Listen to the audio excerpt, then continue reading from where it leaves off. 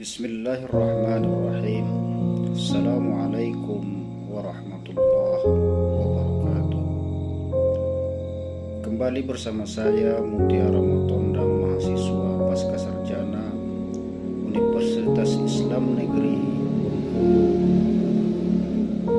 Pada kesempatan yang baik ini, saya ingin menjelaskan kepada kita semua tentang sejarah sosial pendidikan Islam yang terjadi pada masa Khalifah Abu Bakar As-Siddiq dan pada masa Khalifah Umar bin Khattab radhiyallahu anhu. Pendidikan Islam yang bersumber dari Al-Quran dan hadis yang tentunya bertujuan untuk membentuk manusia yang paripurna seutuhnya, yaitu manusia yang beriman dan bertakwa kepada Allah Subhanahu wa Ta'ala, dan untuk memelihara nilai-nilai kehidupan, untuk menjalankan seluruh aspek kehidupannya di muka bumi ini, sebagaimana yang telah ditentukan dan digariskan oleh Allah dalam risalah dan ajarannya. Pada masa Nabi Muhammad SAW, pendidikan Islam berpusat di kota Madinah. Tetapi setelah Rasulullah SAW wafat dan kekuasaan pemerintahan Islam meluas ke berbagai wilayah di luar Jazirah Arab, maka tentunya pendidikan Islam dan syiar agama juga mengalami perkembangan yang signifikan. Dari hal tersebut, maka pada kesempatan ini saya ingin memberikan penjelasan kepada kita semua tentang sejarah pendidikan Islam pada masa Khalifah Abu Bakar As-Siddiq dan masa Khalifah Umar bin Khattab. Pada masa kepemimpinan Abu Bakar yang terhitung sangat singkat, yaitu hanya 2 tahun, dan masa yang singkat ini juga dihabiskan untuk menyelesaikan persoalan-persoalan yang terjadi di kalangan masyarakat sepeninggal wafatnya Rasulullah SAW, terutama kondisi sosial masyarakat yang tidak semuanya berpihak kepada kekhalifahan Abu Bakar As-Siddiq. Hal ini ditandai dengan banyaknya kaum-kaum yang murtad, kemudian para pengaku nabi, kemudian pembangkangan terhadap pembayaran zakat dan sebagainya. Hal inilah yang menyebabkan fokus Abu Bakar As-Siddiq terkuras untuk menyelesaikan konflik internal yang terjadi pada saat itu, yang ujungnya terjadilah sebuah peperangan untuk memerangi orang-orang murtad yang kita kenal dengan istilah perang Riddah. Pola pendidikan yang terjadi pada masa Khalifah Abu Bakar As-Siddiq pada dasarnya hampir sama dengan yang terjadi pada masa Rasulullah SAW, artinya tidak mengalami perubahan yang begitu signifikan. Akan tetapi terjadi pengembangan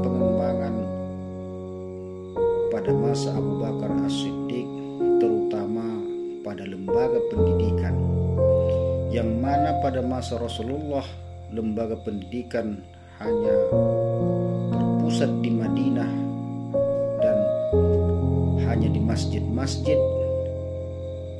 Kemudian pada masa Abu Bakar As-Siddiq sudah berdiri sebuah lembaga pendidikan yang bernama Kutab.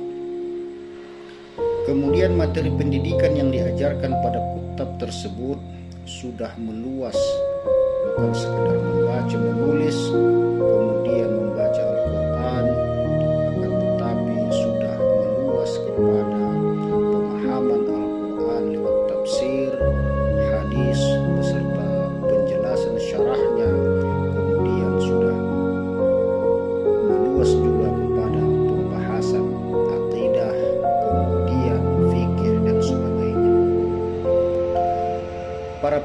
yang terlibat pada masa Abu Bakar ini tentunya juga didukung oleh sahabat-sahabat Rasulullah yang masih hidup pada saat itu. Para pendengar yang budiman, selanjutnya setelah berakhirnya kekhalifahan Abu Bakar As-Siddiq, kepemimpinan beralih kepada Khalifah Umar bin Khattab radhiyallahu anhu. Masa pemerintahan Umar terjadi cukup lama, yaitu sekitar 10 tahun. Kemudian pada masa Umar bin Khattab terjadi perluasan wilayah Islam yang ditaklukkan ke luar Jazirah Arab, yang tentunya hal ini mengakibatkan perluasan pola pendidikan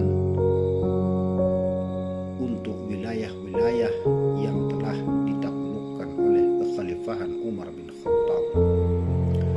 Pada masa Khalifah Umar bin Khattab, sahabat-sahabat pun sudah banyak diutus ke berbagai wilayah sebagai tenaga pendidik. Kemudian pada masa Khalifah Umar bin Khattab, pendidikan juga sudah mengalami perkembangan dari yang terjadi sebelumnya pada masa Khalifah Abu Bakar As-Siddiq. Lembaga pendidikan yang dirintis pada masa Abu Bakar yang kita kenal dengan Kutab juga sudah mengalami perkembangan. Materi-materi yang diajarkan tidak berputar sebatas materi keagamaan, tapi sudah meluas kepada materi-materi keilmuan, keterampilan-keterampilan yang dibutuhkan pada saat itu. Pendidikan pada masa itu juga sudah meluas ke berbagai wilayah Jazirah Arab yang ditaklukkan, sehingga kebutuhan akan pemahaman bahasa Arab juga sudah mulai terlihat. Hal ini dipengaruhi oleh wilayah-wilayah yang dikuasai di luar Jazirah Arab yang notabene tidak menggunakan bahasa Arab sebagai bahasa sehari-hari. Hal ini tentu berpengaruh sangat luas akan memahami ajaran Islam yang bersumber dari Al-Quran dan hadis yang menggunakan bahasa Arab. Kemudian pada masa Khalifah Abu Bakar Umar bin Khattab, para pendidik juga sudah mulai diperhatikan sebagai sebuah profesi oleh Khalifah Umar. Hal ini ditandai dengan para pendidik yang diutus ke berbagai wilayah. Mereka diberikan gaji oleh Umar bin Khattab yang diambil dari Baitul Mal pada saat itu. Pemirsa yang budiman, itulah sekilas penjelasan tentang sejarah sosial pendidikan Islam yang terjadi pada masa Khalifah Abu Bakar dan Umar bin Khattab sepeninggal Rasulullah SAW. Semoga penjelasan ini dapat memberikan manfaat bagi kita semua dan memberikan masukan yang bisa menjadikan kita lebih mendalami akan sejarah pendidikan Islam di masa selanjutnya. Saya akhiri, wassalamualaikum warahmatullahi wabarakatuh.